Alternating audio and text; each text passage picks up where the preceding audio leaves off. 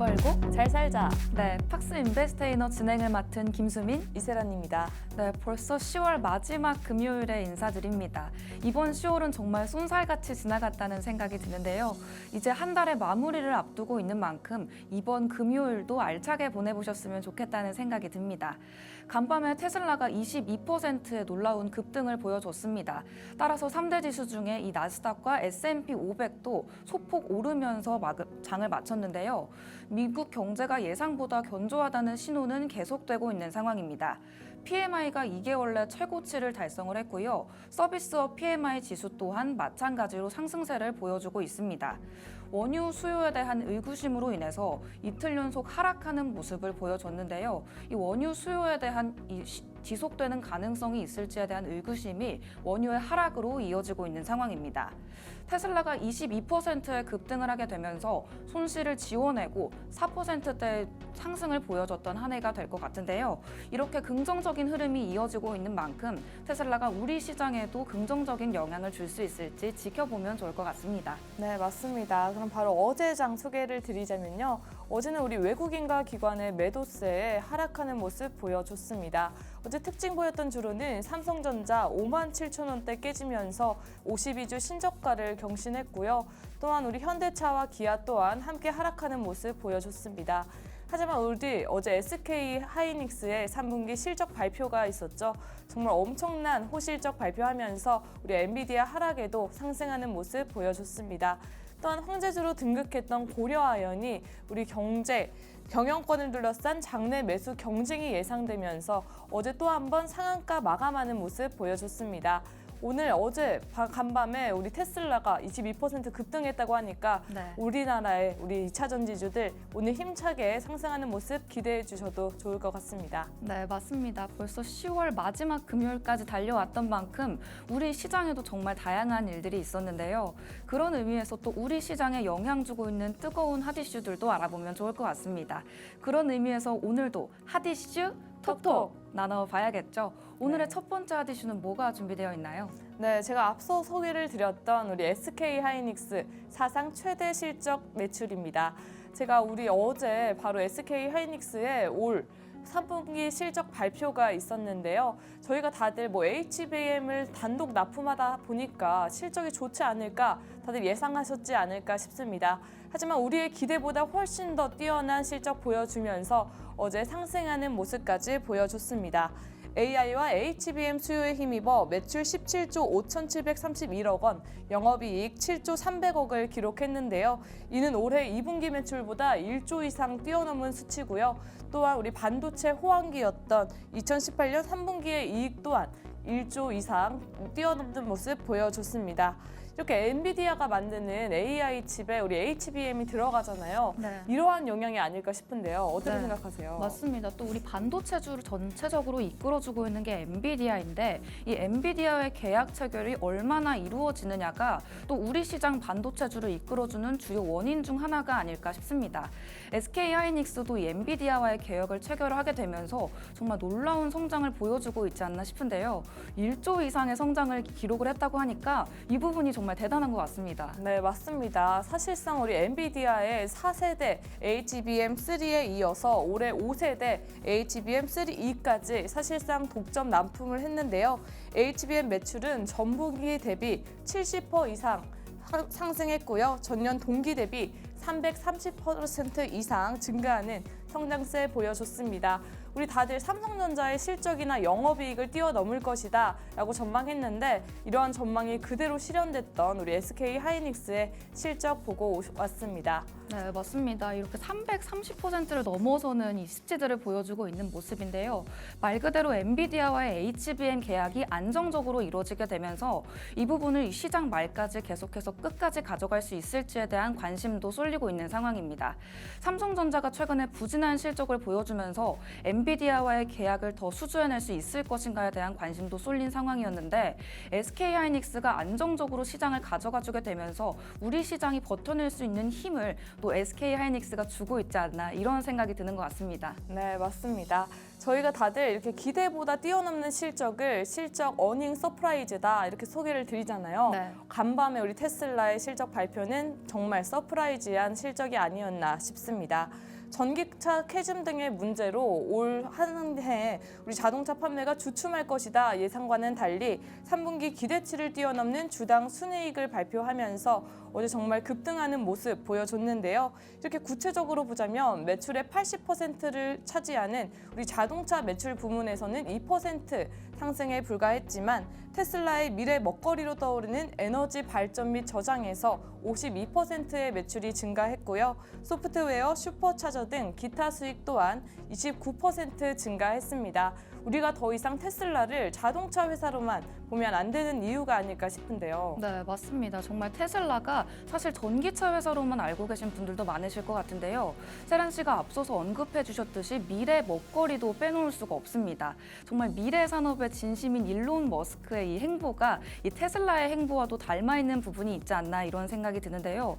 정말 이 22%의 급등을 이뤄냈던 것이 이 전기차뿐만 아니라 미래 먹거리에서도 계속되고 있다고 하니까 이 22%의 급등이 정말 특이하지 않은 상황이지 않나 이런 생각이 듭니다. 앞으로도 이런 테슬라의 급등이 우리 시장에도 좋은 영향을 줬으면 좋겠다는 생각이 드는 것 같습니다. 네, 맞습니다. 우리 테슬라가 어제 깜짝 순이익을 보여줬던 또 하나의 이유는요.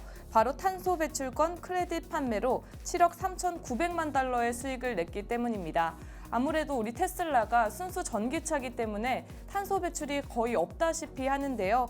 이렇게 탄소 배출을 줄인 대가로 정부로부터 대규모의 크레딧을 발급받은 후 이를 탄소 배출 규제 요건을 충족하지 못하는 다른 기업에 팔면서 또 다른 수익을 창출해낸 것입니다. 역대 테슬라가 판매한 크레딧 수익 중 두 번째로 많은 수익으로 우리 어제 순이익의 큰 수익을 발표한 것입니다. 또 하나의 이유가 있는데요. 일론 머스크가 어제 직접 투자자들 앞에 나서서 저가 전기차 그리고 자율주행 그리고 로보택시까지 앞으로의 비전까지 정말 자세하게 설명한 것 또한 11% 어제 22%의 급등을 이끌어내지 않았나 싶습니다. 네, 맞습니다. 테슬라 주주분들 사실 염려하시는 부분들도 있었을 텐데요. 로보택시 이후로 우려가 있기는 했지만 이렇게 직접 타개해 나가는 모습을 보여주니까 주주분들 입장에서는 정말 든든하지 않을까 이런 생각이 듭니다. 실제로 탄소 배출에는 제한이 있기 때문에 기업들이 이 탄소 배출권을 나눠서 갖게 되는데요. 전기차라는 친환경적인 사업을 또 이끌어가고 있기 때문에 이 탄소 배출권 크레딧으로도 또 놀라운 실적을 올리고 있다는 것이 정말 신기한 부분이고 대단하지 않나 싶습니다. 네, 근데 아무래도 우리 미래선에 정말 영향을 받는 주기도 하니까요. 이러한 우려성까지 한번 확인해 보시면 좋을 것 같습니다. 다음 우리 하디씨는요. 우리 한전의 반쪽 인상입니다. 정부가 가정용 일반적 전기 요금은 그대로 동결했지만 산업용 전기 요금만 우리 상승시키는 모습 발표했습니다. 우리 한전의 재무 구조가요. 21년 우리 물가 안정이라는 이유로 원가보다 더 낮게 싸게 판매를 했는데요. 이로 인해서 재무 구조가 정말 급속도로 악화됐습니다. 21년부터 올해 6월까지 누적 적자만 41조 원, 총 부채는 203조 원에 달하는데요. 한전의 이러한 재무 구조를 개선하면서도 서민의 경제에 미치는 영향을 최소화한 결과가 아닌가 싶습니다. 네, 맞습니다. 저희가 이 핫이슈 시간에 물가가 많이 오르고 있는 부분들에 대해서 이야기를 해드렸었는데요. 아무래도 한전에서 이런 부분들을 잡기 위해서 산업용만 인상하는 결론을 내리지 않았나 싶습니다. 아무래도 전기라는 것 자체가 우리 생활 속에서 정말 빼놓을 수 없는 주제이기 때문에 한전이 이 가정용의 물가를 올릴 때는 조금 더 조심스러워지지 않나 이런 생각이 드는데요. 다만 이 부채가 이 산업용 전기에만 부담되는 부분이 있지 않나 이런 생각이 들면서 기업 입장에서는 좋지 않은 소식일 수 있겠다 이런 생각이 듭니다. 네, 맞습니다. 말씀하신 것처럼 산업용 전기는 반도체, 철강 등 제조업 중심에서 많이 사용하게 되는데요. 이렇게 22년부터 이날까지 총 7차례에 걸쳐서 72.3%나 상승했다고 합니다. 이번 인상으로 대기업과 중견기업의 경우 1억 1천만 원 안팎으로 증가를 하겠고요. 삼성과 SK 하이닉스 등 20대 법인의 전기 요금은 1조 2천억 이상 예상이 된다고 합니다.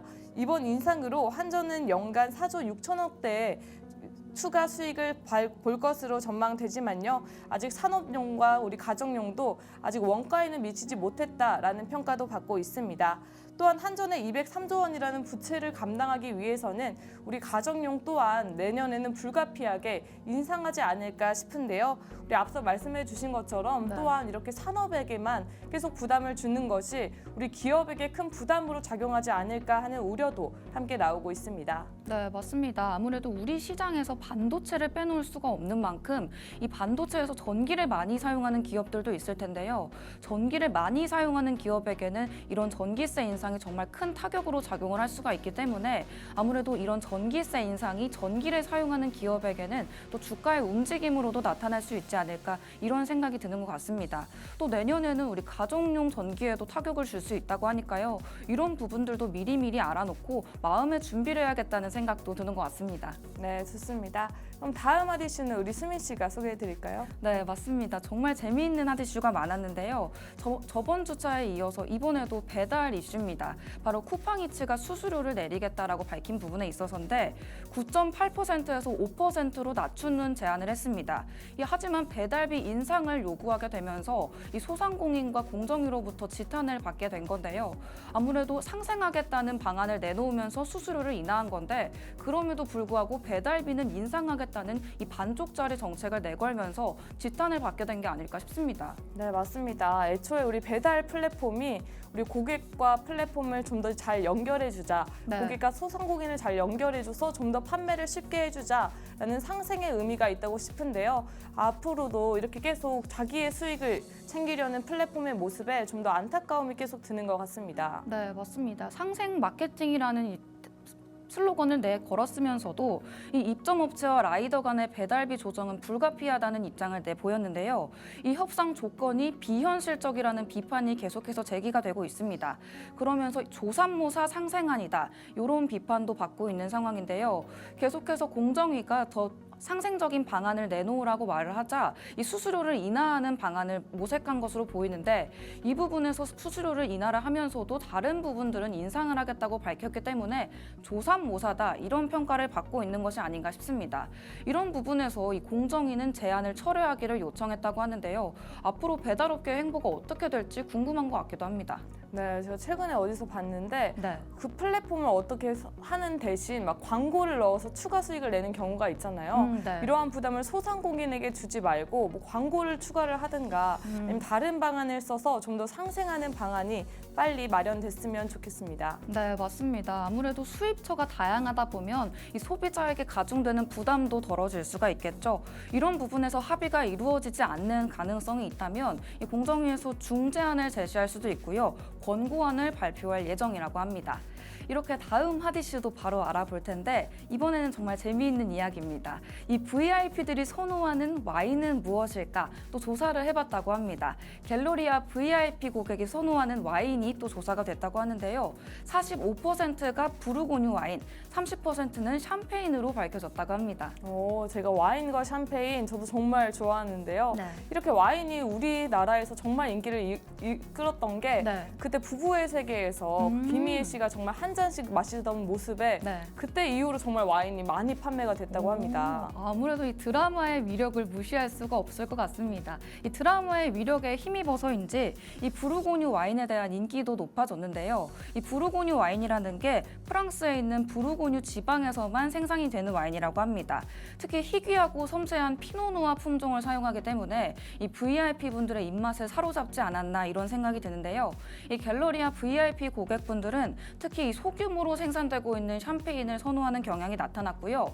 더비노 사구사에서 판매되는 희소성이 높은 와인들이 주목받고 있는 상황이라고 합니다. 네, 아무래도 맛보다는 희소성에 좀 더 치우치지 않았나 싶은데 네. 저는 와인보다는 샴페인을 좋아하기 때문에 우리 갤러리아 자주 가진 못하더라도 네. 샴페인 한 잔 정도는 청해보지 않을까 싶습니다. 네, 맞습니다. 과도한 음주는 해로울 수 있지만 적당히 또 즐기다 보면 우리 삶 속에 정말 조미료 같은 역할을 해주는 게 또 술이잖아요. 그렇기 때문에 이렇게 VIP 분들이 선호하는 와인은 무엇인지도 한번 알아보는 시간을 가져봤습니다. 다음 소식은 금리 인하입니다. 금리 인하 속에서 이 소비 심리가 반등하는 모습을 보여줬는데요. 이 10월 소비자 심리 지수가 101.7로 상승을 하는 모습을 보여줬습니다. 금리 인하와 내수 활성화 기대감이 올라가게 되면서 소비 심리 또한 개선되는 것을 보여줬는데요. 이런 상황들이 계속되게 되면 우리 시장에도 좋은 영향을 줄 수 있지 않을까 싶습니다. 주택 가격 전망 또한 9개월 만에 하락하는 모습을 보여주면서 대출 거래와 아파트 거래에도 둔화되는 전망을 보여주고 있다고 합니다. 네, 이렇게 금리도 인하되는데 주택 가격이 또 내려간다면 저도 지금이 기회가 아닌가 싶은데요. 네. 아무래도 우리가 다 내 집 마련이라는 꿈을 갖고 있는데 또 어디는 또 아파트가 너무 오르기도 하지만 네. 지금을 또 시기상조가 아닐까 싶지도 않고 지금 딱 저는 대출을 받을 시기가 아닌가 싶습니다. 네, 맞습니다. 금리 인하가 단행이 되면서 어떻게 이 경제적인 플랜을 가져가실지 고민하시는 분들도 많을 것 같은데요. 금리 인하라는 키워드가 걸리면서 시장이 또 혼조세로 접어들 수가 있기 때문에 이 부분들에서 대출을 실행하냐 마냐, 내 경제적인 플랜을 어떻게 가져가느냐도 고민해 보시면 좋을 것 같습니다. 이 기대 인플레이션율도 1년에 2.8%, 3년에는 2.7%, 5년에는 2.6%로 안정적인 전망을 보일 예정이라고 합니다. 지금까지 이렇게 핫 이슈 톡톡 나눠보면서 우리 시장에 어떤 일이 있었는지, 우리 시장에서 어떤 이슈들이 또 영향을 주고 있었는지 알아보는 시간을 가져봤습니다. 그렇다면 정말 우리 실생활에 맞닿아 있는 이야기들, 생활 속의 경제 이야기도 나눠보면 좋을 것 같은데요. 오늘은 또 어떤 주제로 이야기 나눠볼까요? 네, 우리의 삶에 정말 직접적으로 연관이 되어 있는 주제가 아닐까 싶은데요. 네. 우리 월세와 전세 어디 쪽이 나에게 맞는가 주제 준비해봤습니다.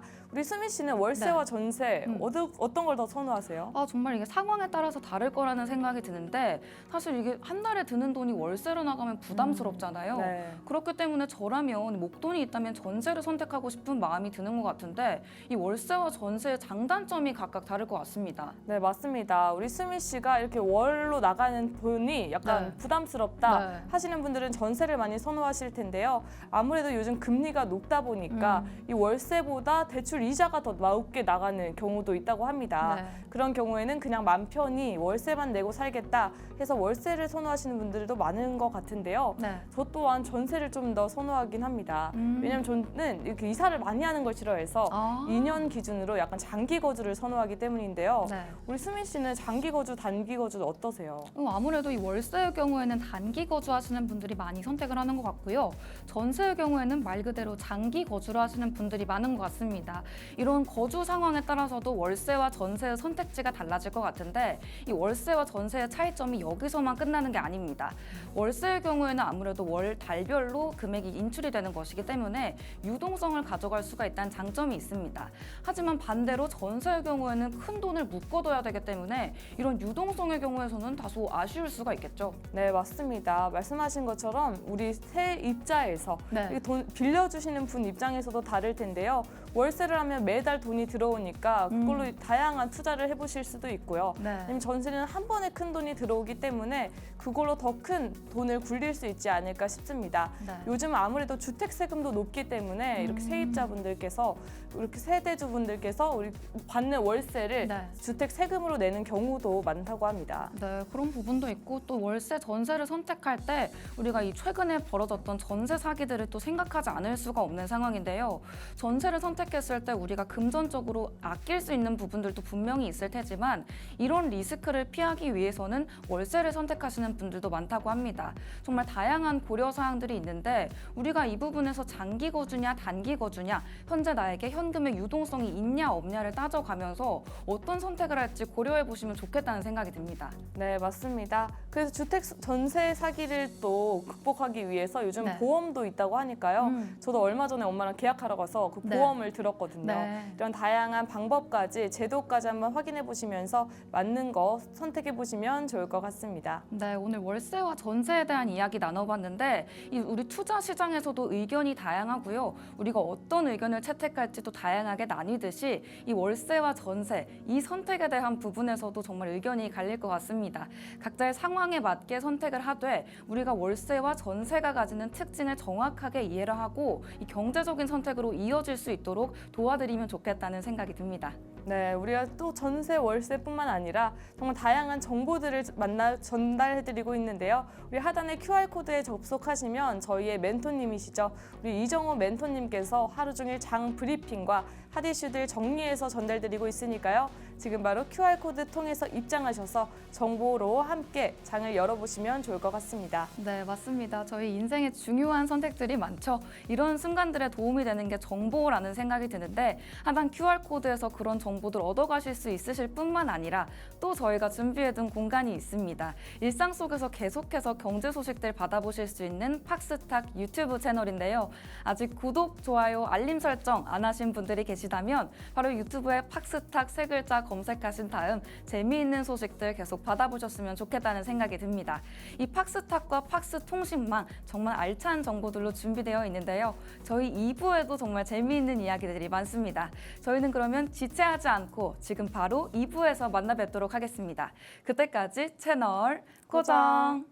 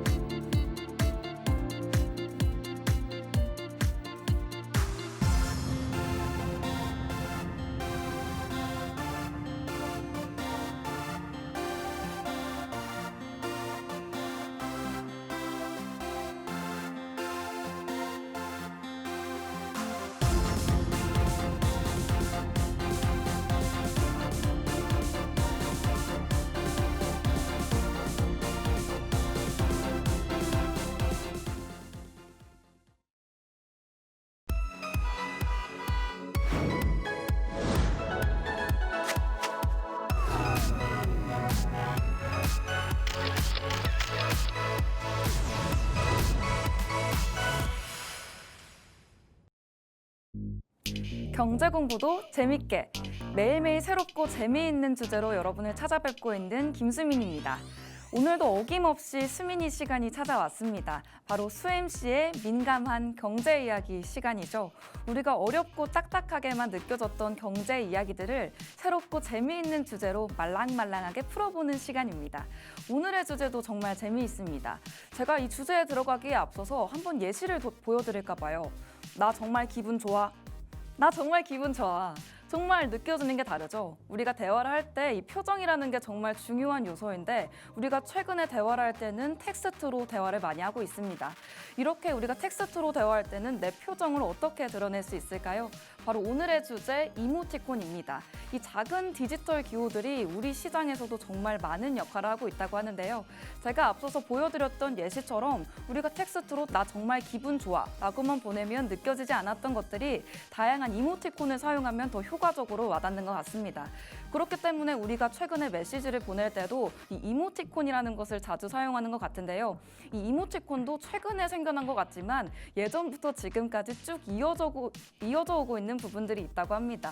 오늘 이런 부분들 같이 살펴보면서 이 이모티콘 경제라는 게 어떻게 돈을 벌고 있는지 함께 알아보는 시간 가져보도록 하겠습니다. 먼저 이 이모티콘이 어떻게 탄생을 했고 어떻게 진화를 했는지 그 시작부터 이야기해보면 좋을 것 같은데요. 이모티콘이라는 게 1990년대 초기부터 탄생을 했다고 합니다. 처음에는 단순히 이런 기호들로 시작을 했었는데 그 이후로 점점 발전하는 모습들을 보여줬다고 합니다. 이렇게 그래픽 이모티콘들이 등장을 하게 되면서 처음에 나타났던 이모티콘보다 좀 더 자세한 형태로 변화를 했는데요. 이제는 스티커와 GIF까지 포함을 하고 있기 때문에 내 기분과 감정을 더 자세하게 드러낼 수 있지 않나 이런 생각이 듭니다. 많은 말보다 이런 이모티콘 하나가 더 많은 함의를 담고 있는 경우도 있는 것 같은데요. 그만큼이나 이모티콘이 단순한 기호 이상의 의미를 지니게 되었다. 이렇게 해석해 볼 수 있을 것 같습니다. 왜냐하면 이 사람들이 자신의 감정을 또 정확히 드러내고자 할 때 이 이모티콘을 정말 많이 사용하기 때문인데요. 이런 부분들이 늘어나게 되면서 하루에 이모티콘 몇 번 사용하는지 생각해 보면 정말 100번도 넘을 것 같은데? 이런 생각이 드는 것 같습니다. 이런 소통 방식들이 또 급속도로 퍼지게 되면서 이 이모티콘이 단순한 커뮤니케이션의 도구에서 오늘 말씀드리는 경제적 도구로까지 진화를 할 수 있었던 게 아닌가 싶은데요. 우리 세란 씨에게 질문을 하나 드리고 싶습니다. 우리가 정말 대화를 많이 나누잖아요. 그때 이런 이모티콘 자주 사용하는 것 같으세요? 네, 저는 항상 댓글 할 때 네. 항상 이모티콘 하나씩은 꼭 추가를 해서 보냅니다. 그렇죠. 그러면 또 뭔가 감정이 잘 전달되는 느낌이 들지 않나요? 그렇죠. 아무래도 전화보다 텍스트로 하면 네. 어떤 감정이나 어떤 의도로 했는지 잘 못 받아들이기 때문에 네. 이런 이모티콘을 꼭 포함해서 보내야 내 의도가 잘 전달되는 것 같아서 네. 이모티콘을 잘 활용하는 것 같습니다. 네, 맞아요. 저도 세란 언니랑 대화를 할 때 이런 부분들에서 이모티콘을 또 사용을 해주시기 때문에 아, 언니가 지금 기분이 좋구나. 우리 세란 씨가 좋은 감정을 가지고 있구나. 이런 부분들이 더 잘 다가오는 것 같습니다. 그만큼이나 이모티콘이 감정을 전달하는 데는 특화되어 있다는 생각이 드는데요. 그렇다면 우리가 이렇게 사랑하는 이모티콘, 이 이모티콘은 어떻게 돈을 버는 걸까요? 이 부분에 대해서도 오늘 짚고 넘어가 보도록 하겠습니다. 사실 이모티콘이라는 게 이 디지털 경제의 핵심 요소가 되고 있다고 합니다. 이모티콘이 소비자와 브랜드 간의 연결을 도와주고 있기 때문인데요. 메신저 어플에서 또 먼저 수익화를 해볼 수가 있습니다. 우리가 정말 메신저 어플 많이 사용하고 있죠. 정말 우리 일상에서 빼놓을 수 없는 존재일 텐데 이모티콘과 스티커가 가장 활발하게 사용되는 곳 또한 이 메신저 어플이라고 합니다. 대표적으로 카카오톡과 라인 같은 메신저를 예로 들 수가 있는데 사용자가 이모티콘이나 스티커를 구매를 해서 사용을 할 수가 있기 때문에 이 부분에서 수익화가 발생을 하게 되는 건데요. 예를 들어서 라인은 전 세계적으로 유명한 스티커 스토어를 운영하고 있다고 합니다. 이곳에서 판매되는 이 모바일 스티커들이 어마어마한 수익까지 창출해내고 있다고 하는데요. 2022년에 라인 스티커 매출이 약 2억 달러에 달했다고 합니다. 단순히 재미로 사용하고만 있는 줄 알았던 이 이모티콘이라는 게 2억 달러나 되는 경제적 가치를 창출하고 있었다는 게 새삼 놀랍게 느껴지는 것 같기도 한데요. 우리가 정말 카카오톡과 라인 이런 메신저 어플들 사용하다 보면 정말 다양한 이모티콘들이 존재를 합니다. 저도 그중에서 많이 사용하는 이모티콘, 손이 자주 가는 이모티콘이 있는 것 같은데 우리 세란 씨, 이 메신저 어플 사용하시면서 유난히 손이 자주 간다, 내가 좋아하는 이모티콘이다 이런 거 있으세요? 저는 요즘 우리 카카오에서 그런 이모티콘 플러스라는 서비스를 제공하고 맞아요. 있잖아요. 네. 그래서 저는 요즘은 약간 다양하게 모든 것들을 쓰는 편입니다. 요즘 그냥 사랑에 치면 사랑의 이모티콘 여러 맞아요. 개가 있어서 네. 그중에서 약간 선택하는 편이에요. 네, 맞습니다. 우리 카카오톡에서 메신저 플러스를 또 운영을 하게 되면서 이모티콘을 하나하나 개별적으로 사지 않아도 우리가 채팅창에서 정말 사랑해라고 말하면 사랑의 이모티콘을 쓸 수 있고 밥 먹었어? 하면 밥에서 이모티콘을 추출해가지고 언제든지 쉽게 사용할 수 있도록 서비스를 만들었더라고요. 이런 메신저 어플에서도 이모티콘들이 돈을 버는 방법을 다양화하고 있다, 조금씩 구체화하고 있다 이런 생각이 들었습니다. 단순히 개별 이모티콘을 소비하는 것을 넘어서서요. 정말 우리가 사용할 때 바로 사용할 수 있도록 정말 편리성까지 갖추면서 이모티콘 시장을 점점 넓히려는 게 아닌가 싶은데 이렇게 이모티콘 시장이 넓어지면서 브랜드와 협업하는 경우도 늘어나고 있습니다. 브랜드들이 소비자들과 소통을 하기 위해서 다양한 전략을 사용합니다. 이때 브랜드 이모티콘을 제작을 할 수도 있고요. 이를 통해서 홍보 또는 브랜드 이미지 강화까지도 이어나갈 수가 있습니다. 여러분들이 어떤 제품을 구매할 때 내게 좀 더 친숙한 제품을 구매하는 경향이 높다 보니까 이런 브랜드들의 이모티콘이 내 채팅방 속에서 등장하게 되면 그 친밀도가 정말 확 올라갈 수 있겠다 이런 생각이 듭니다. 또 이런 브랜드와 협업에는 이 카카오 프렌즈, 라인 프렌즈 스토어도 예시로 들 수 있을 것 같은데요. 자사의 이모티콘으로 굿즈를 제작을 하게 되면서 인형부터 숟가락통, 충전기, 키링까지 정말 없는 게 없는 스토어를 운영을 하고 있습니다. 소비자들이 일상 속에서도 이 이모티콘 캐릭터들을 함께 이용을 해볼 수 있게 하면서 친숙함을 높이는 전략을 사용하는 것 같은데요. 이를 통해서 브랜드 인지도를 높일 수 있을 뿐만 아니라 일상 속에서 사용하는 이모티콘의 사용도까지 높일 수 있다. 이런 생각이 드는 것 같습니다. 우리가 단순히 아이콘이다, 이모티콘이다 이렇게만 생각했던 것들이 이 제품의 홍보로도 이어지고 있고요. 브랜드와의 협업도 가능하다는 점이 인상 깊은 것 같은데요. 우리가 이런 스토어들 속에서 제품을 소비하는 것 또한 이모티콘 경제에 또 도움을 주고 있는 부분이 아닐까 이런 생각이 드는 것 같습니다. 그렇다면 이 이모티콘의 시장의 성장 어떻게 이루어졌는지도 정말 궁금한 것 같습니다. 여러분이 상상하시는 것보다 이 이모티콘의 시장의 성장이 정말 빠르게 증가를 하고 있는데요. 전 세계 이모티콘 시장이 매년 20% 이상의 성장을 기록하고 있다고 합니다. 특히 아시아 시장에서의 성장이 두드러지는데 특히 일본과 우리나라의 경우에는 카카오톡과 라인에서 스티커, 이모티콘 정말 많이 소비를 하면서 이 시장의 성장세를 이끌고 있다고 합니다. 먼저 이 라인과 카카오톡 같은 아시아 시장에서는 일본과 한국 사람들이 이모티콘을 구매하는 게 이 이모티콘 시장의 성장으로까지 이어진다고 볼 수 있을 텐데요. 이 이모티콘을 구매하고 사용하시는 분들 정말 많을 거라는 예상은 했는데 수백만 명에 달하고 있다고 합니다. 라인의 경우에는 크리에이터 스티커까지 도입을 하게 되면서 누구나 자신만의 스티커를 만들고 또 판매할 수 있도록 계획을 하고 있다고 하는데요. 이를 통해서 일반 사용자들 또한 이 이모티콘 판매 수익까지 노려볼 수 있다고 합니다. 여러분도 혹시 자신만의 캐릭터로 이모티콘 만들어보고 싶다, 이렇게 화가처럼 내 이모티콘을 그려서 만들어보고 싶다 이런 생각 해보신 적 있는지 궁금한데요. 우리 세란 씨라면 내가 자주 사용하는 이모티콘 내가 만든다 이렇게 생각했을 때 어떤 캐릭터로 이모티콘 한번 만들어보고 싶으세요? 저는 친구들한테 뭐해라는 말을 자주 하는 것 같아서 네. 뭐해나 아니면 답장 느린 친구들한테 빨리 읽어 이런 좀 네. 더 재촉하는 듯한 재촉하는. 이모티콘을 만들어서 보내고 싶습니다. 네, 맞아요. 우리 재촉하는 멘트 만들고 싶다면 우리 거기에 아이콘도 넣어봐야 되잖아요. 그렇죠. 그럼 우리 세란 씨는 뭔가 닮은 동물이 있는 것 같으세요? 저를 닮은 동물이라 네. 전 동물 닮았다는 소리는 안 들어봐서 아, 진짜요? 수민 씨가 한번 정해주세요. 전 뭔가 세란 씨가 토끼를 닮은 아, 것 같아서 정말요? 또 토끼상이라는 생각이 드는데 자기가 닮은 또 동물을 이용해서 토끼가 너 뭐해? 너 빨리 답장해 이렇게 말하는 귀여운 이모티콘 만들어봐도 좋겠다는 생각이 드는 것 같습니다. 네. 정말 이 개인 창작자의 성장이 두드러지고 있기 때문에 우리도 내가 닮은 동물 뭐지? 내가 좋아하는 캐릭터 뭐지? 생각해 보면서 우리 세란 씨처럼 내가 하고 싶은 말, 내가 자주 하는 말을 반영해서 이모티콘을 만들어 볼 수도 있겠다 이런 생각이 듭니다. 그렇기 때문에 이 이모티콘 시장에서 더 빠른 성장세를 보여주고 있는 게 이 개인 창작자일 텐데요. 라인의 크리에이터 마켓도 물론이고요. 카카오톡에서는 이모티콘 제작자 프로그램이 있다고 합니다.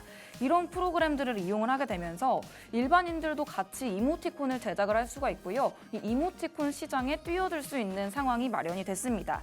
이를 통해서 많은 창작자분들이 내가 가진 재능, 내가 가지고 있는 그림 실력을 수익으로까지 이어가 볼 수 있는 이 플랫폼들이 생겼다. 이렇게 볼 수도 있을 것 같습니다. 이렇게 창작자와 함께 글로벌 시장과 함께 성장하고 있는 이모티콘 시장을 알아봤는데요. 그렇다면 우리 이모티콘의 미래는 어떻게 흘러가게 될까요? 전문가들은 앞으로도 이모티콘이 많이 사용될 것이라고 전망을 하고 있습니다. 사실 제 생각도 그런 게 우리가 점점 더 텍스트로 하는 대화에서 더 효율성을 많이 찾고 있기 때문에 우리가 감정을 더 효율적으로 표현할 수 있는 이 이모티콘, 정말 우리 삶 속에서 빼놓을 수 없다는 생각이 듭니다. 그렇기 때문에 이모티콘의 미래 또한 밝을 텐데요. 다양성과 정교함을 갖춘 이모티콘들이 많이 출시될 예정이라고 합니다. 또 전문가들은 특히 AR 기술이 또 포함이 될 수도 있겠고요. 3D 이모티콘 기술도 여기에 포함이 될 수 있습니다. 움직이는 이모티콘들도 이모티콘의 미래 기술로 또 작용을 할 것 같고요. 다양하고 정교하면서도 새로운 기술이 포함되는 이모티콘들, 우리에게 새로움과 재미를 주는 이모티콘들이 나중에는 더 사랑을 받는 이모티콘의 미래가 아닐까 싶습니다. 이런 생각들을 해보면서 나는 요즘에 어떤 이모티콘을 사용했던가 이런 생각들을 해보게 되는 것 같은데 정말 이 AR 기술을 도입한 이모티콘이 나온다면 정말 재미있을 것 같다 이런 생각이 듭니다. 우리 채팅방에서 실제로 살아 움직이는 것 같은 이 동물들이 나오고 캐릭터들이 나온다면 내 감정도 더 효율적으로 표현할 수 있을 것 같다는 생각이 드는데요. 앞으로는 단순한 2D 이모티콘에서 그치는 것이 아니라 여러분들의 감정까지도 더 입체적으로 표현할 수 있는 이모티콘이 나왔으면 좋겠다 이런 생각이 드는 것 같습니다. 설아 씨, 오늘 이모티콘 얘기 나눠봤는데 앞으로 내가 나왔으면 좋겠다 하는 이모티콘 따로 있으세요? 요즘은 아무래도 막 딥페이크가 안 좋게 사용되는 경우도 있지만 네. 좋게 사용되는 경우도 있잖아요. 네. 이걸 좀 긍정적으로 활용해서 우리의 표정을 직접적으로 내 얼굴로 전해줄 수 있는 네. 이런 이모티콘도 만들면 재밌지 않을까 싶습니다. 네, 맞습니다. 정말 내 감정을 전달하는 거니까 나의 얼굴을 본따서 만들어도 재밌겠다는 생각이 드는 것 같은데요. 실제로 애플에서도 나의 이모지 만들기라는 서비스가 있는데 실제 기본으로 존재하는 이모지뿐만 아니라 내가 이 이모지들을 선택해서 피부색부터 코 모양, 눈 모양, 피어싱 여부까지 재미있게 선택할 수 있는 것들이 또 마련이 되고 있다고 합니다. 또 커스터마이징이 유행을 하는 세상이다 보니까 이 이모티콘의 미래에는 커스텀 이모티콘도 등장하고 있다. 이런 생각이 드는데요. 사실 우리가 미래라고 생각했던 부분들이 우리 일상 속으로 벌써 성큼 다가와 있지 않나 이런 생각이 듭니다. 오늘 수민이 시간에는 이 이모티콘에 대한 이야기를 해봤습니다. 우리가 대화를 하면서 빼놓지 않고 사용하는 게 이 이모티콘이니만큼 오늘의 주제 정말 재미있지 않았나 이런 생각이 드는데요. 우리가 자주 사용하는 이 이모티콘들이 감정 표현을 넘어서서 경제적인 이익까지도 크게 창출을 하고 있다고 하니까요. 이 사실이 정말 재미있게 느껴지는 것 같습니다. 앞으로도 우리의 소통에서 이모티콘이 차지하는 비중은 점점 더 커질 것으로 보이니까요. 우리가 일상 속에서 이모티콘을 사용할 때 내가 이런 경제적 가치에 기여를 하고 있구나. 이 부분 알고 사용하시면 더 재미있을 것 같다는 생각이 듭니다. 또 더불어서 우리가 창작자로도 기능을 해볼 수 있으니까 이런 이모티콘의 사용자를 넘어서서 제작자로 또 제공자로까지 기능해 볼 수 있으니까요. 오늘의 수민이 시간 재미있게 보셨다면 내가 만들고 싶은 이모티콘은 뭘까 생각해보는 시간 한번 가져보셔도 좋을 것 같습니다. 오늘의 수민이 시간은 또 여기서 인사를 드리지만 여러분들의 경제 공부는 끝나지 않는다는 사실을 알려드리면서 저희는 잠시 뒤에 정말 재미있는 세란 씨의 타임에서 만나 뵙도록 하겠습니다.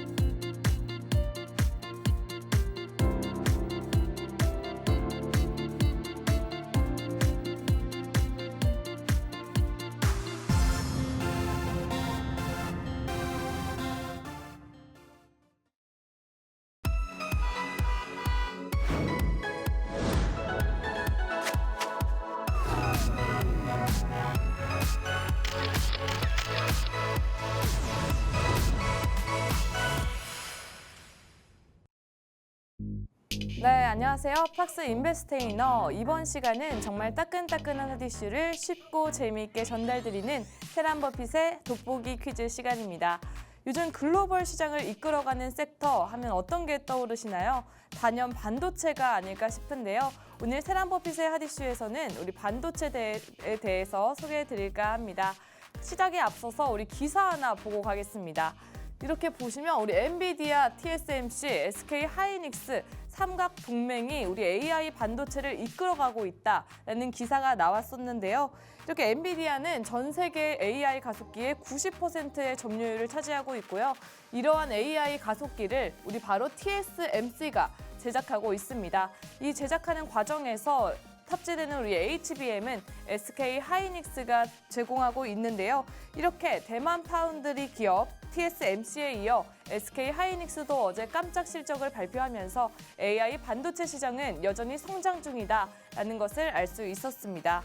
이렇게 HBM 반도체는 익숙하신 분들 많으실 것 같은데 이 파운드리, 이건 뭔가 하시는 분들 있지 않으신가요? 오늘 세란버핏의 돋보기 퀴즈 끝까지 함께 하신다면 이 점 확실하게 정복하실 수 있을 거라 생각이 듭니다. 우리 파운드리는 바로 이 팹리스 대 파운드리로 살펴보시면 되겠습니다. 먼저 팹리스를 설명드리자면요. 팹리스, 우리 패블리케이션, 제조를 뜻하는 패블리케이션의 팹, 그리고 뭐뭐하지 않는의 리스를 합친 용어인데요. 말 그대로 제조하지 않는입니다.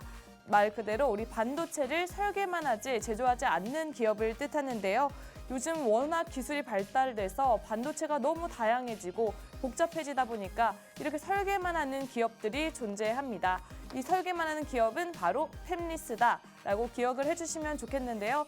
바로 이어서 그럼 바로 파운드리는 뭘까요? 말씀 그대로 우리 생산만 전문적으로 하는 기업을 파운드리다라고 말씀드립니다. 우리 팹리스에서 설계나 주문을 받아서 생산을 전문적으로 해주는 기업을 파운드리라 볼 수 있는데요. 우리 앞서 기사에 대입해 보면 우리 팹리스는 엔비디아, 파운드리는 TSMC로 비유할 수 있습니다. 얼마 전에 이런 기사가 또 하나 나왔었죠. 바로 엔비디아의 CEO 잭슨 황이 우리 TSMC의 고개를 숙였다. 우리 설계 결함이다 라는 말을 했었는데요. 바로 엔비디아와 TSMC 사이에 이슈가 있었습니다. 우리 차세대 AI 칩 블랙웰이 원래 연내 본격 출시할 예정이었지만 생산 과정에서 뒤늦게 발견된 결함 때문에 출시를 지연하는 사태가 벌어졌는데요. 이러한 결함을 두고 우리 엔비디아는 TSMC의 공정 문제다. 그리고 TSMC는 엔비디아의 설계 문제다. 이렇게 잘못을 서로에게 하면서 불화설을 키웠습니다. 하지만 지난 23일 잭슨 황 CEO가 블랙웰의 설계 결함으로 100% 엔비디아 잘못이다라고 인정하면서 이러한 불화설을 잠재웠는데요. 이제 팹리스와 파운드리 확실하게 이해되셨죠? 이쯤에서 우리 수민 씨한테 질문 하나 드릴까 하는데 네. 팹리스와 파운드리 아무리 협업 관계라 하더라도 네. 어디가 좀 더 갑의 위치일 것 같아요? 또 아무래도 설계를 하는 부분들은 이제 제조를 해야만 이루어질 수 있는 부분이니까 왠지 제 생각에는 이 제조를 하는 파운드리가 왠지 갑의 위치를 가져가나 이런 생각도 드는 것 같습니다. 저는 약간 어쨌든 주문을 주는 사람이 갑이라고 생각을 해서 네. 저는 이 팹리스가 갑이지 않을까 싶었는데요. 이러한 발언을 두고 우리 첨단 칩 제조를 사실상 독점하면서 생산하는 우리 TSMC의 위상을 보여준 발언이 아닌가 싶었습니다. 우리 삼성전자나 인텔 등 우리 TSMC의 경쟁사들이 다소 파운드리 사업 부분에선 부진한 모습 보여주고 있는데요. 따라서 엔비디아도 TSMC를 대체할 대안이 없기 때문에 이러한 사과를 빨리 한 것이 아니냐 하는 분석이 나오고 있습니다. TSMC의 여러 고객사들이 조금이라도 물량을 더 받으려고 하는 상황이기 때문에요. 우리 공급망 최우선에 있는 우리 애플과 엔비디아에서도 우리 TSMC와의 경쟁에서는 이런 거래에서는 좀 더 쩔쩔매는 모습 보여주고 있습니다. 어제 이런 상황을 말씀드렸었는데 네. 어떤 상황이라 했는지 기억나시나요? 설계 결함 우리 탓이다 이렇게 탓을 점점 넘기는 상황들이 보여지다가 그 반대의 상황이 벌어진 걸까요? 이렇게 TSMC만 지금 독점을 하고 있는 상황이다 보니까 네. 이렇게 TSMC가 독점한다라는 상황으로 보여집니다. 아무래도 제가 삼성전자나 인텔 이렇게 파운드리 사업에서 다양한 경쟁사가 있다고 말씀드렸는데 지금 그만큼 따라오지 못하고 있으니까 이 TSMC가 사실상 독점하고 있는 상황인데요. 제가 어제 독점의 가장 큰 문제는 가격 인상을 마음껏 할 수 있다라고 소개를 드렸었는데 우리 TSMC 최근 반도체 생산 과정에서 8%나 가격을 인상하는 모습 보여줬습니다. 하지만 어쩔 수 없이 대안이 없기 때문에 TSMC를 계속해서 함께하는 모습 보여주고 있습니다. 그럼 이쯤에서 우리 팹리스 대표 기업 만나보도록 하겠습니다. 가장 먼저 엔비디아입니다. 우리 그래픽을 처리하는 반도체 GPU를 설계하는데요. 이 GPU가 인공지능에 정말 찰떡이다라는 평을 받고 나서 이제는 정말 없어서 못 파는 칩이 되었죠. 그렇기 때문에 이 GPU 분야에서 점유율 90%가 넘게 점유율을 차지하고 있고요. 매출액에서도 퀄컴을 제치고 세계 1위를 차지하고 있다고 합니다. 다음으로 팹리스 기업은요. 강력한 2인자 AMD입니다. 이 AMD는 GPU는 물론 우리 컴퓨터의 두뇌 역할을 하는 CPU도 설계하는 기업인데요. 이 CPU에서는 우리 인텔과도 경쟁하고 있다고 합니다. 하지만 요즘은 엔비디아를 따라잡겠다면서 AI 반도체에 조금 더 힘써주는 모습 보여주고 있습니다. 다음으로 만나볼 팹리스 기업은요, 바로 모바일의 강자 퀄컴입니다. 컴퓨터에 CPU가 있다면 우리 모바일 스마트폰엔 AP가 있는데요. 정말 스마트폰에서 가장 비싼 부품이자 스마트폰의 두뇌를 담당하고 있는 이 AP를 사실상 독점하고 있다라고 생각하시면 될 것 같습니다. 특히 고성능 안드로이드 스마트폰 AP는 퀄컴이 독점하고 있는데요. 삼성전자에서도 제작을 하고 있긴 하지만 갤럭시 스마트폰에 넣을 AP를 퀄컴에서 사서 쓰는 현실이라고 합니다. 우리 마지막으로 소개해드릴 팹리스 기업은요, 바로 애플입니다. 애플이 반도체 기업인가 하시는 분들 있으실 것 같은데요. 사실 숨은 강자로 떠오르고 있다고 합니다. 아이폰, 아이패드, 맥 이렇게 애플 제품에 들어가는 반도체를 직접 생산하고 있는데요. 이렇게 애플에 들어가는 반도체만 생산하면서도 우리 전 세계 매출의 8위를 차지할 정도로 정말 큰 비중을 차지한다라고 보시면 될 것 같습니다. 그럼 바로 이어서 우리 파운드리 기업 소개해 드립니다. 첫 번째 파운드리 기업은 바로 압도적인 1위를 차지하고 있는 TSMC인데요. 전 세계에서 60%가 넘는 파운드리 점유율을 기록하고 있습니다. 엔비디아, 퀄컴, AMD, 애플 등 앞서 소개드린 기업들이 생산을 맡기고자 정말 줄을 서고 있는 현실인데요. 설계가 복잡한 반도체도 뚝딱하고 만들 수 있는 최첨단 공정을 갖춘 그런 것이 가장 큰 강점으로 꼽고 있습니다. 다음으로 만나볼 기업은요, 바로 우리나라 삼성전자입니다. 우리 세계 2위를 차지하고 있는데요. 세계에서 10%의 점유율을 차지하고 있다고 합니다. 하지만 TSMC에 여러모로 불리한 점이 많은데요. 특히 TSMC는 파운드리만 전문으로 하고 있지만 삼성전자는 설계도 함께 한다는 점이 불리한 점으로 작용하고 있습니다. 왜냐하면 팹리스의 잠재적인 경쟁사로 인식되기 때문인데요. 이 삼성전자에 생산을 맡겼다가 설계를 베끼면 어떡하지 하는 우려가 있을 수 있기 때문입니다. 뿐만 아니라 TSMC와의 기술 격차도 아직 상당한 것 또한 불리한 점으로 작용하고 있습니다. 이렇게 우리 팹리스 파운드리 회사 만나봤는데요. 요즘 반도체, 우리 국내 반도체가 원래 1위였는데 약간 위기다라는 소식 들으셨죠? 그 이유 살짝 소개드리고 오늘 마무리하겠습니다. 반도체는 크게 메모리 반도체, 시스템 반도체로 구성되어 있는데 우리나라는 이 메모리 반도체에 좀 더 초점이 맞춰져 있습니다. 하지만요, 우리 메모리 반도체는 시장 비율 또한 이렇게 적기도 하지만요, 경기의 흐름에 많은 영향을 받고 있습니다. 우리 메모리 반도체는 많이 만들어 놓고 파는 반면 우리 시스템 반도체는 주문이 들어오면 만들어내곤 하는데요. 이렇게 많이 만들어 놨는데 스마트폰 부진해가지고 이게 수요가 없으면 재고가 쌓이니까 가격이 떨어지고 이런 악순환이 계속해서 발생한다고 합니다. 그래서 삼성전자는 작년에 25년 만에 처음으로 반도체 생산량을 줄이기도 했다고 합니다. 그럼 요즘 시장을 이끄는 시스템 반도체 분야에서의 입지는 어떨까요? 단 3%를 벗어나지 못하고 있다고 합니다. 이에 정부는 시스템 반도체 생태계를 키우고자 대규모 반도체 단지를 구축하겠다라고 밝혔고요. 하지만 국내 반도체 시장, 메모리 반도체 수혜 기업도 있죠. 바로 HBM 시장을 이끌고 있는 SK하이닉스입니다. SK하이닉스는 이런 HBM을 이끌고 있음으로써 어제 정말 역대 최대 매출을 경신했고요. 이 뒤를 삼성전자와 미국 마이크론이 뒤쫓고 있는 것 확인할 수 있습니다. 또한 우리 파운드리 시장에서는 계속해서 삼성전자와 TSMC 뒤쫓고 있는데요. 미국 인텔도 이 시장에 뛰어들었고요. 일본의 대표 기업들도 다시 한번 반도체를 이끌겠다라면서 파운드리 시장에 뛰어들었다고 합니다. 지금 2위를 차지하고 있지만 이 입지가 다소 힘든 모습, 위협받는 모습까지 확인할 수 있습니다. 마지막으로 미국과 중국 간의 갈등이 우리 한국에도 튀고 있다라는 것인데요. 이렇게 미국과 중국이 서로를 견제하면서 미국이 우리나라까지 중국의 수출을 하는 것을 견제하는 모습 보였습니다. 이러한 점이 우리 중국의 매출 비중이 큰 우리나라에는 큰 고민으로 작용할 텐데요.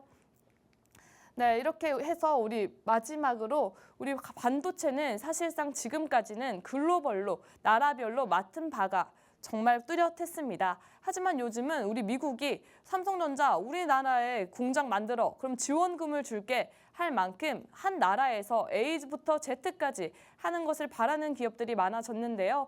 그러다 보니까 정말 우리나라가 주도하고 있던 분야를 뺏기지 않을까 하는 입지에 그런 두려움까지 생기는 것 같습니다. 이렇게 삼성전자와 SK하이닉스 등 우리나라 대표 기업들이 계속해서 HBM 같은 신제품도 개발하고 있고요. 파운드리 사업이나 팹리스 사업에서도 정말 열심히 노력하고 있기 때문에 다시 한번 우리 반도체 1위, 반도체 강국이라는 타이틀 얻어왔으면 좋겠습니다. 이렇게 해서 오늘 반도체 시장 알아봤는데요. 우리 수미 씨 어떠셨나요? 네, 이 반도체, 팹리스, 파운드리 이야기는 많이 들었는데 자세히 모르고 있었던 것 같아서 이번 시간이 정말 유익했던 것 같습니다. 또 이 반도체 강국이 유지됐으면 좋겠다. 저도 이런 소망 가지게 되네요. 네, 저도 계속해서 SK하이닉스가 저렇게 잘 나가는데 반도체가 왜 우리나라가 힘들까? 반도체 시장에서 왜 우리나라가 입지가 위협받고 있을까라고 고민이 많았었는데요. 이렇게 한번 여러분께 전달드리면서 저도 한번 정리하는 시간 가져본 것 같습니다. 이렇게 해서 오늘은 우리 반도체 강국 타이틀을 다시 한번 얻길 바라는 마음으로 반도체에 대한 이야기 세란버핏의 돋보기 퀴즈에서 전달드렸는데요. 어떠셨나요? 여러분도 반도체 아주 정복을 하셨죠? 우리 함께 우리 SK하이닉스 그리고 삼성전자 또 다른 반도체 기업들까지 함께 응원해 주시면 좋을 것 같습니다. 본 방송에서 제공하고 있는 정보는 투자 판단을 위한 조언일 뿐 해당 종목의 가치나 상승 하락을 보장하지 않는다는 점 참고해 주시면 좋겠습니다. 오늘도 함께해 주신 여러분 감사드리고요. 저희는 내일 또 같은 시간에 인사드리겠습니다. 다음 주 8시 30분에 뵙겠습니다. 함께해 주신 여러분 감사합니다.